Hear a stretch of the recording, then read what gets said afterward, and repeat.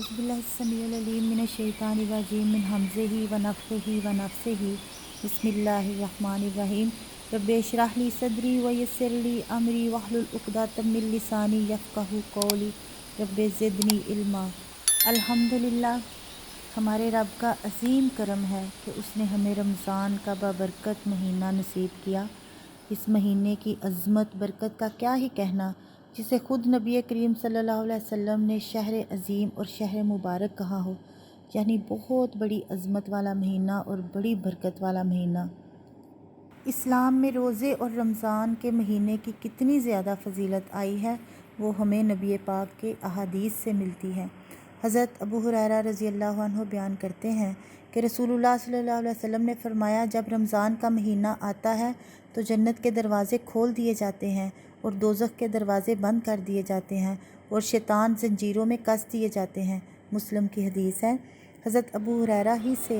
एक और रवायत भी बयान की कि रसूलुल्लाह सल्लल्लाहु अलैहि वसल्लम ने फ़रमाया, जब रमज़ान के महीने की पहली रात होती है तो शैतान और सरकश जिन ज़ंजीरों में जकड़ दिए जाते हैं और दोज़ख के सब दरवाज़े बंद कर दिए जाते हैं कि इनमें से कोई दरवाज़ा बंद नहीं किया जाता, और एक पुकारने वाला पुकारता है कि ए खैर और नेकी के तालिब, कदम आगे बढ़ा, और ए बदी और बद किरदारी के तलबगार, रुक जा, आगे ना आ। तिरमिज़ी इब्न माजा। हज़रत अबू हुरैरा रज़ियल्लाहु अन्हु बयान करते हैं कि रसूलुल्लाह सल्लल्लाहु अलैहि वसल्लम ने फ़रमाया कि जिसने रमज़ान के महीने में ईमान के साथ और सवाब हासिल करने की नीयत से रोज़े रखे, उसके साबिक़ा गुनाह माफ़ कर दिए जाएंगे। बुखारी की हदीस है। हज़रत अबू हुरैरा रज़ियल्लाहु अन्हु ही से एक और रवायत है कि रसूलुल्लाह सल्लल्लाहु अलैहि वसल्लम ने फ़रमाया कि आदम के बेटे का हर अमल बढ़ता रहता है, इस तरह कि एक नेकी का अजर 10 गुना से लेकर 700 गुना तक जा पहुँचता है, मगर अल्लाह ताला फरमाता है कि रोज़ा इस आम कानून से मुस्तस्ना है, क्योंकि वो एक ऐसा अमल है जो ख़ास मेरे लिए किया जाता है और मैं ही जितनी और जिस तरह चाहूँगा इसकी जज़ा दूँगा। बंदा मेरी खातिर अपनी ख्वाहिश नफ्स और खाना पीना छोड़ देता है, बस मैं ख़ुद ही इसे इसकी इस कुर्बानी का सवाब अता करूँगा। रोज़ादार के लिए 2 खुशियाँ हैं, एक खुशी तो उसे उस वक़्त हासिल होती है जब वो रोज़ा खोलता है, और दूसरी इस वक़्त हासिल होगी जब वो अपने रब से मुलाकात करेगा और अपने रोज़ों का अजर पाएगा। और रोज़ादार के मुँह की बू अल्लाह ताला के नज़दीक मुश्क की खुशबू से ज़्यादा पसंदीदा है। मुस्लिम की हदीस है। वाज़िह रहे कि एक नेक नीयत इंसान जो भी अमल करता है वो अल्लाह ही के लिए करता है और उसकी जज़ा उसने अल्लाह ही से लेनी होती है। इसके बावजूद रोज़ों के बारे में ये जो फरमाया गया है कि रोज़ा ख़ास मेरे ही लिए रखा जाता है और मैं ही इसकी जज़ा दूँगा, इससे मुराद रोज़े की अहमियत वाज़िह करना है और ये बताना है कि अल्लाह ताला रोज़ों का बेहिसाब अजर देगा। इस माह की हर घड़ी में इतना फैज़ और इतनी बरकत का यानी कि इतना ख़जाना पोशीदा है कि नफल अमाल सालिहा फ़र्ज़ अमाल सालिहा के दर्जे को पहुँच जाते हैं और फ़राइज़ 70 गुना ज़्यादा वज़नी और बुलंद हो जाते हैं। हज़रत सुलेमान फ़ारसी रज़ियल्लाहु तआला अन्हु से ये रवायत है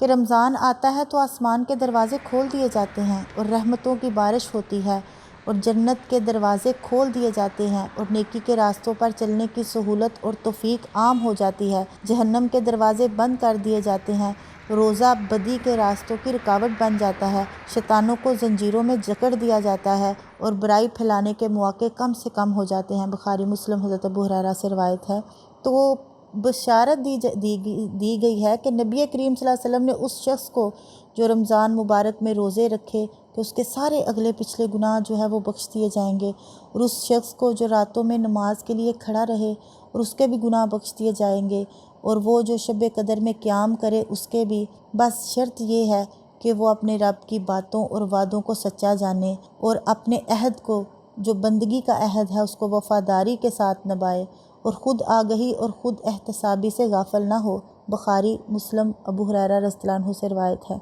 हज़रत सहल रज़ियल्लाहु अन्हु बिन साद बयान करते हैं कि रसूलुल्लाह सल्लल्लाहु अलैहि वसल्लम ने फ़रमाया कि जन्नत के 8 दरवाज़े हैं, इनमें से एक दरवाज़े का नाम रयान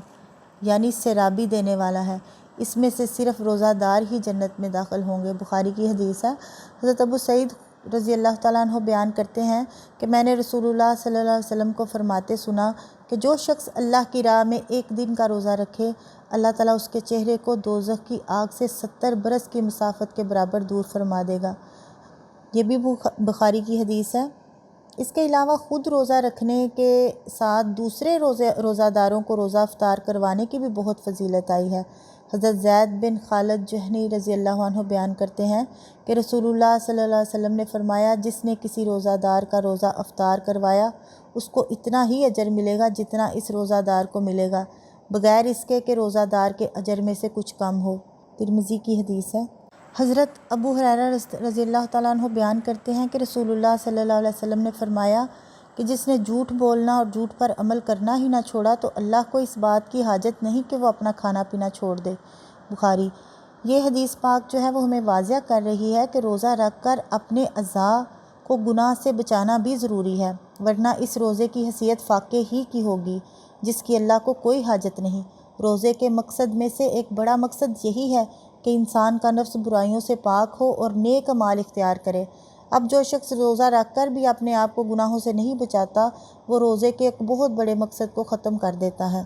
حضرت ابو ہریرہ رضی اللہ عنہ بیان کرتے ہیں، رسول اللہ صلی اللہ علیہ وسلم نے فرمایا کہ روزہ عذاب الہی کے لیے ڈھال ہے، یعنی اس کے ذریعے عذاب الہی سے بچاؤ ہوتا ہے۔ پس روزہ دار کو چاہیے نہ فحش بات کہے، نہ جہالت کرے۔ اگر کوئی شخص اس سے لڑے یا اسے گالی دے تو وہ 2 مرتبہ کہہ دے کہ میں روزہ دار ہوں، میں روزہ دار ہوں۔ اللہ رب العالمین فرماتا ہے کہ روزہ میرے لیے ہے اور میں ہی اس کا بدلہ دوں گا، اس لیے جو روزہ دار اپنے روزے سے پورا فائدہ اٹھانے کا خواہش مند ہو اس کے لیے ضروری ہے کہ اپنے روزے کو ہر چھوٹی بڑی آفت سے بچا کر صرف اللہ ہی کے لیے رکھے، تاکہ اللہ تعالیٰ اپنے فضل و کرم سے اسے وہ اجر عطا فرمائے جس کی اس نے کوئی حد بندی نہیں بیان فرمائی، یعنی بے حساب اجر۔ حضرت سلیمان فارسی رضی اللہ تعالیٰ عنہ بیان کرتے ہیں کہ شعبان کی آخری تاریخ کو رسول خدا صلی اللہ علیہ وسلم نے ہم کو ایک خطبہ دیا۔ اس میں آپ صلی اللہ علیہ وسلم نے فرمایا کہ اے لوگو، تم پر ایک عظمت اور برکت والا مہینہ سایہ فگن ہو رہا ہے۔ اس مہینے میں ایک رات ایسی ہے، یعنی شب قدر، جو 1000 مہینوں سے بہتر ہے۔ اللہ تعالیٰ نے اس مہینے کے روزے فرض قرار دیے اور اس کی راتوں میں بارگاہ الہی میں کھڑے ہو کر عبادت کرنے کو نفل عبادت قرار دیا۔ جو شخص اس مہینے میں اللہ کی رضا اور قرب حاصل کرنے کے لیے کوئی ایسا بھلائی کا کام کرے گا جسے نفل کی حیثیت حاصل ہوگی، تو اسے اتنا ثواب ملے گا جتنا دوسرے دنوں میں کوئی فرض کام کرنے سے ملتا ہے، اور جس نے اس مہینے میں کوئی فرض ادا کیا تو اسے اتنا ثواب ملے گا جتنا دوسرے دنوں میں 70 فرض ادا کرنے سے ملتا ہے۔ اور یہ صبر کا مہینہ ہے، اور صبر کا ثواب جنت ہے، اور یہ آپس میں ہمدردی اور غم خواری کا مہینہ ہے، اور یہ وہ مہینہ ہے جس میں مومن کا رزق بڑھایا جاتا ہے۔ جس نے اس مہینے میں کسی روزہ دار کا روزہ افطار کروایا تو ایسا کرنا اس کے لیے اس کے گناہوں کی بخشش کا اور اس کی گردن کے دوزخ سے نجات پا جانے کا ذریعہ بن جائے گا، اور اس کو اتنا ہی اجر ملے گا جتنا اس روزہ دار کو، بغیر اس کے کہ روزہ دار کے اجر میں سے کچھ کم کیا جائے۔ اس پر ہم نے عرض کیا کہ اللہ کے رسول، ہم سب کے پاس تو وہ سامان موجود نہیں ہوتا جس سے ہم روزہ دار کا روزہ افطار کروائیں۔ تو رسول اللہ صلی اللہ علیہ وسلم نے فرمایا، یہ ثواب اللہ اس کو بھی عطا فرما دے گا جو دودھ کی لسی کے ایک گھونٹ پر یا پانی کے ایک گھونٹ پر ہی کسی روزہ دار کا روزہ افطار کروا دے، اور جس نے روزہ دار کو سیر کیا اسے اللہ میرے حوض کوثر سے ایسا سراب کرے گا کہ اس کے بعد اسے پیاس نہیں لگے گی یہاں تک کہ وہ جنت میں پہنچ جائے گا۔ سبحان اللہ۔ اس حدیث میں حضور نے واضح فرما دیا کہ جو نیکی رمضان میں کی جائے اس کا اجر اس نیکی کی نسبت جو سال کے دوسرے دنوں میں کی جائے بہت زیادہ ہوتا ہے۔ اب جس شخص کے دل میں دینی اور دنیاوی خیر و برکت حاصل کرنے کی سچی لگن اور چاہت ہوگی تو وہ اس موقع کو جانے نہیں دے گا، اس کو انتہائی غنیمت سمجھے گا اور تھوڑی مشقت کر کے اپنے لیے زیادہ بھلائیاں اکٹھی کر لے گا۔ جب اسے قلبی یقین ہوگا کہ اس مبارک مہینے میں تھوڑی سی محنت کر کے میں یعنی جتنا اجر حاصل کر لوں گا اسے غیر رمضان میں 70 گنا محنت کر کے حاصل کر سکوں گا، تو پھر وہ کیوں اس نادر موقع سے فائدہ اٹھانے کی کوشش نہ کرے گا؟ یعنی یہ جو نیکیوں کی سیل لگی ہوئی ہے وہ کیوں نہیں فائدہ اٹھائے گا؟ اور اس کا روزہ رکھ کر نیکیوں اور بھلائیوں کے لیے کوشش کرنا اس کے روزے کو مزید حسن اور عمدگی بخشے گا۔ حضور کے اپنے طرز عمل سے بھی پتہ چلتا ہے کہ رمضان کے دوران نبی صلی اللہ علیہ وسلم خاص طور پر عبادت و ریاضت اور نیکیوں اور بھلائیوں کی طرف بہت زیادہ توجہ فرمانے لگتے تھے۔ لہٰذا ہر روزہ دار جو اپنے روزے سے زیادہ فائدہ اٹھانے کا خواہش مند ہو، اس کے لیے ضروری ہے کہ روزہ رکھ کر اپنے وسائل، اپنے ذرائع کے لحاظ سے زیادہ جو ہے نا وہ نیکی کرنے کی کوشش کرے۔ نیکیوں کی ایک قسم تو یہ ہے کہ اللہ کا ذکر اور عبادت کی جائے، اور دوسری یہ کہ مخلوق کو نفع پہنچانے کی کوشش جاری رہے۔ قرآن پاک کی تلاوت کرنا، نماز تراویح ادا کرنا، اس کے علاوہ کلمات ذکر یعنی کلمہ شریف، درود شریف وغیرہ، اس کا ورد رکھنا، یعنی جتنے بھی ذکر الہی ہیں ان کو کرنا، غریبوں کی مالی امداد کرنا، بیماروں کی تیمارداری کرنا، لوگوں کو درس و تدریس یا زبانی گفتگو کے ذریعے ہدایت کی راہ دکھانا، ضرورت مندوں کے کام کر دینا، حاجت مندوں کی حاجتیں پوری کرنا، نیکی اور بلائی کے کاموں میں شرکت کرنا، خیر کی مجالس میں جا کر شامل ہونا، گھر کے ملازموں کے کام میں کمی کر دینا یا کام کرنے میں ان کی مدد کرنا، اہل خانہ کو زیادہ آرام پہنچانے کی کوشش کرنا، یہ سب وہ نیکی کے کام ہیں جو اپنے ساتھ بے پناہ اجر لاتے ہیں۔ اور کہیں ایسا نہ ہو کہ اس رحمت کی جو بارش اس مہینے میں اللہ رب العزت کی برستی ہے تو وہ جو ہیں وہ ہم اس حصے میں نہ آئیں یا اس سے محروم ہو جائیں۔ تو جب بارش ہوتی ہے تو مختلف ندی نالے اور تالاب جو اپنی اپنی وسعت و گہرائی کے مطابق ہی اس کے پانی سے فیض یاب ہوتے ہیں، زمین کے مختلف ٹکڑے بھی اپنی طاقت کے مطابق ہی فصل دیتے ہیں، تو بارش تو سب پر یکساں برستی ہے، مگر ایک چھوٹے سے گڑھے کے حصے میں اتنا وافر پانی نہیں آتا جتنا ایک لمبے چوڑے تالاب میں بھر جاتا ہے۔ اس طرح جب پانی کسی چٹان یا بنجر زمین پر گرتا ہے تو اس کے اوپر ہی سے بہہ جاتا ہے، اس کو کوئی نفع نہیں پہنچاتا، لیکن اگر زمین زرخیز ہو تو وہ لہلہا اٹھتی ہے۔ تو یہی حال انسانوں کی فطرت اور ان کے نصیب کا ہے۔ تو رمضان المبارک کے ان خزانوں میں سے آپ کو کیا کچھ ملے گا؟ زمین کی طرح آپ کے دل نرم اور آنکھیں نم ہوں گی، آپ ایمان کا بیج اپنے اندر ڈالیں گے اور اپنی صلاحیت اور طاقت کی حفاظت کریں گے تو بیج پودا بنے گا اور پودا درخت اعمال صالحہ کے پھل، پھول اور پتیوں سے لہلہا اٹھیں گے اور آپ ابدی بادشاہت کی فصل کاٹیں گے۔ کسان کی طرح آپ محنت اور عمل کریں گے تو جنت کے انعامات کی فصل تیار ہوگی، اور جتنی محنت کریں گے اتنی ہی اچھی فصل ہوگی۔ دل پتھر کی طرح سخت ہوں گے اور آپ غافل کسان کی طرح سوتے پڑے رہ جائیں گے تو روزوں اور تراویح اور رحمت و برکت کا سارا پانی بہہ جائے گا اور آپ کے ہاتھ کچھ بھی نہ آئے گا۔ اللہ کی توفیق کے بغیر کچھ نہیں ملتا، لیکن یہ توفیق بھی اسی کو ملتی ہے جو کوشش اور محنت کرتا ہے۔ دیکھیے اللہ تعالیٰ کیا کہتا ہے، آپ اس کی طرف ایک بالشت چلیں گے تو وہ آپ کی طرف 2 بالشت بڑھے گا، آپ اس کی طرف چلنا شروع کریں گے تو وہ آپ کی طرف دوڑتا ہوا آئے گا۔ مسلم کی حدیث ہے۔ لیکن آپ کھڑے رہیں پیٹھ پھیر کر غافل اور لاپرواہ، تو بتائیے کہ توفیق الہی آپ کے پاس کیسے آئے گی؟ تو ایسا نہ کیجیے کہ رمضان کا پورا مہینہ گزر جائے، رحمتوں اور برکتوں کے ڈول انڈیلے جاتے رہے اور آپ اتنے بد نصیب ہوں کہ آپ کی جھولی خالی رہ جائے۔ کچھ کرنے کے لیے اور اپنے حصے کی رحمتیں لوٹنے کے لیے کمر کس لیجیے، اور نبی کریم صلی اللہ علیہ وسلم کو ان کی اس تنبیہ کو اچھی طرح یاد رکھیے کہ کتنے روزے دار ہیں جن کو اپنے روزوں سے بھوک پیاس کے سوا کچھ نہیں ملتا، اور کتنے راتوں کو نماز پڑھنے والے ہیں جن کو اپنی نمازوں سے رات جگے کے سوا کچھ نہیں حاصل ہوتا۔ ابو ہریرہ کی یہ حدیث ہے۔ تو سارا جو انحصار ہے وہ آپ پر ہے۔ نبی کریم صلی اللہ علیہ وسلم رمضان سے پہلے اپنے ساتھیوں کو مخاطب کر کے اس مہینے کی عظمت و برکت بھی بیان کرتے اور اس کی برکتوں کے خزانوں سے اپنا بھرپور حصہ لینے کے لیے پوری محنت اور کوشش کی تاکید بھی کرتے۔ اور وہ کون سے طریقے ایسے ہیں جن پر چلنے سے منزل ہاتھ آ سکتی ہے، اور کون سی ایسی راہیں ہیں جن پر نکل جانے سے ہماری راہیں کھوٹی ہو جاتی ہیں۔ اب جو شخص پورے 29 یا 30 دن اپنی زبان اور دوسرے اعضاء کو گناہوں سے بچانے کی کوشش جاری رکھے گا تو اسے انشاءاللہ گناہوں سے بچنے کی مشق ہو جائے گی، اور اس طرح ہر سال کی یہ تربیت اسے اس قابل بناتی جائے گی کہ وہ باقی 11 مہینوں میں بھی وہ پاک زندگی گزار سکے، اور اسی مقصد کے لیے اسے یہ مشق کرائی جاتی ہے۔ یہاں یہ وضاحت کر دینا بہت ضروری ہے کہ رمضان کے دوران گناہوں سے بچنے کی خاص ہدایت ہے۔ اس سے یہ مراد نہیں کہ باقی 11 مہینوں میں ان کی چھٹی دے دی گئی ہے، بلکہ رمضان کے دوران کی خاص ہدایات سے مراد ہی یہی ہے کہ اس مبارک مہینے میں پرہیزگاری کی خصوصی مشق کی جائے تاکہ انسان کو پرہیزگار رہنے کی عادت ہو جائے اور وہ باقی 11 مہینوں میں بھی پرہیزگاری کی زندگی اختیار کرے۔ بس جو روزے کی فرضیت ہے یعنی ایک ماہ کے لیے ہے، اور یہ حکم ہر بالغ نوجوان عاقل مسلمان پر عائد ہوتا ہے جو صحت مند ہو، اور اس ایک ماہ کی ابتدا جو ہے ماہ رمضان کا نیا چاند دیکھنے سے جو ہے نا وہ ہوتی ہے، یعنی ماہ شعبان ختم ہوتے ہی۔ اور روزہ رکھنے کے لیے اور بھی متعدد شرائط ہیں، مثلا یہ کہ پیٹ کو کھانے اور پینے سے روکو، تو چاہیے کہ آنکھ کو نظارہ حرام اور نظر شہوت سے بچائے رکھو، حرام خوری سے روکو۔ اسی طرح کان کو لغویات، باتوں کے سننے اور چغل خوری کی خرافات سے محفوظ رکھو، زبان کو بیہودہ گوئی اور فضول بکواس سے بچائے رہو، اور جسم کو دنیا کی غلامی اور شریعت کے خلاف ورزی سے محفوظ رکھو۔ روزہ تو در حقیقت اسی صورت میں صحیح ہوگا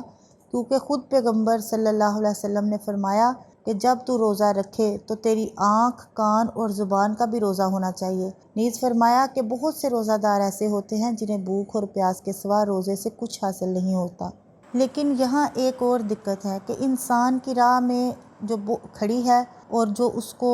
روکتی ہے، اور وہ یہ ہے کہ اکثر اوقات انسان کو یہ معلوم نہیں ہوتا کہ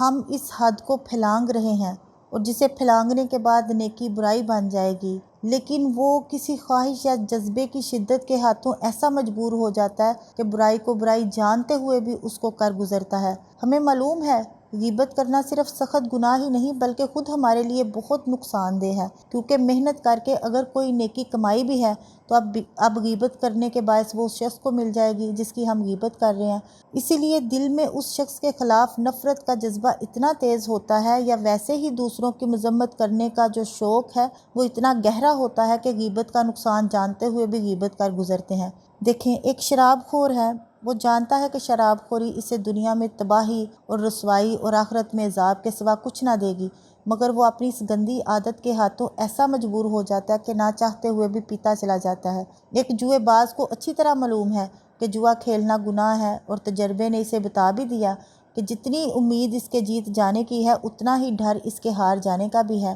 پھر بھی وہ ایک دم بہت سی دولت حاصل کر لینے کی حرص سے اسے ایسا بے بس کر دیتی ہے کہ وہ ہر خطرہ جو ہے نا وہ مول لے کر بھی داؤ پر داؤ لگائے چلا جاتا ہے۔ اب ایسی صورتوں میں انسان کیا کرے؟ جس کو معلوم نہ ہو کہ نیکی کیا ہے اور برائی کیا، اسے تو انسان یہ مشورہ دے کر تم نیکی اور برائی کی پہچان پیدا کرو، مگر جہاں پتہ ہی نہیں ہو کہ جن اعمال کا میں ارتکاب کر رہا ہوں، یعنی جہاں پتہ ہو، معلوم ہو تو وہ برائیاں ہیں اور اس کے باوجود انہیں کیا جا رہا ہو، تو وہاں انسان کیا مشورہ دے؟ تو حقیقت یہ ہے کہ بہت سے گناہ ایسے بھی کیے جاتے ہیں جن کا ارتکاب کرنے والے دل سے انہیں گناہ مانتے ہیں، مگر وہ اپنی حد سے بڑی ہوئی خواہشات اور جذبات کے ہاتھوں ایسے بے بس کھلونے بن چکے ہوتے ہیں کہ برائیوں کو برائیاں جانتے ہوئے اور ان سے بچنے کی خواہش رکھتے ہوئے بھی ان کا ارتکاب کیے چلے جاتے ہیں۔ جب صورت یہ ہو تو پھر کیا کیا جائے کہ انسان اتنی قوت اور طاقت کا مالک بن جائے کہ وہ اپنی خواہشات اور جذبات کو مجبور کر سکے کہ وہ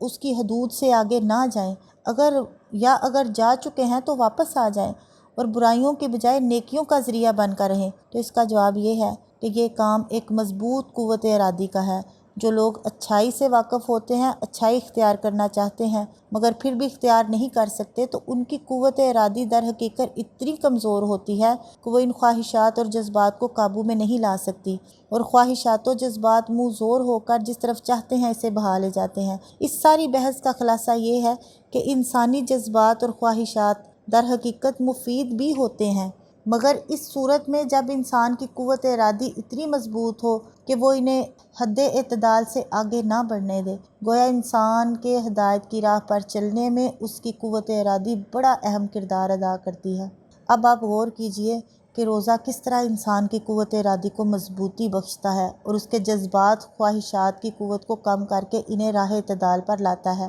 روزہ رکھ کر انسان کو بھوک لگتی ہے اور وہ کچھ کھانا چاہتا ہے، مگر روزہ اسے اجازت نہیں دیتا کہ اس خواہش کو پورا کر لے، لہٰذا وہ اپنی اس جائز خواہش کو رد کر دیتا ہے، جس کا نتیجہ یہ ہوتا ہے کہ وہ کمزور ہو کر دب جاتی ہے۔ روزے کے دوران کم ہی کبھی ایسے ہوتا ہے کہ ایک دفعہ بھوک لگے اور پھر شام تک لگتی ہی چلی جائے، بلکہ کچھ دیر اس کا احساس رہتا ہے اور پھر جب اسے پورا نہیں کیا جاتا تو وہ گویا مایوس ہو کر دب جاتی ہے۔ اس کا احساس بھی ختم ہو جاتا ہے۔ اب یہ عین ممکن ہے کہ افطار تک کھانے کی یہ خواہش پھر کئی دفعہ اپنا احساس دلائے، مگر ہر بار یہی ہوگا کہ جب اسے پورا نہیں کیا جائے گا تو وہ دب جائے گی۔ رمضان کے دوران کئی دن تک یوں ہی ہوتا چلا جاتا ہے، یہاں تک جب انسان کافی روزے رکھ لیتا ہے تو پھر ایسی سٹیج بھی آ جاتی ہے کہ روزے کے دوران یا تو بھوک بالکل لگتی ہی نہیں یا اس کا احساس آگے سے بہت کمزور ہو جاتا ہے۔ یہی صورتحال دوسری خواہشات کی ہوتی ہے کہ روزے کے باعث جب انہیں پورا نہیں کیا جاتا تو کچھ دیر اپنا احساس دلا کر پھر وہ دب جاتی ہیں،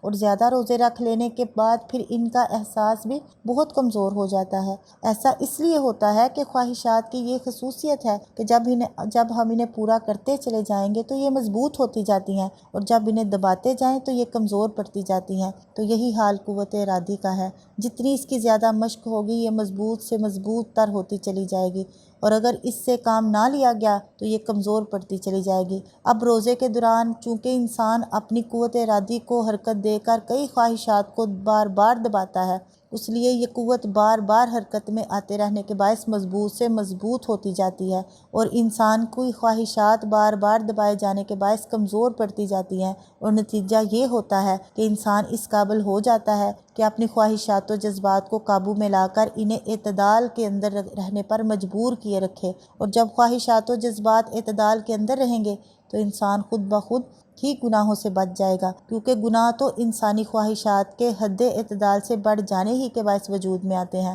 تو روزہ انہیں اعتدال پر رکھ کر گناہوں کی کمی کا باعث بنتا ہے۔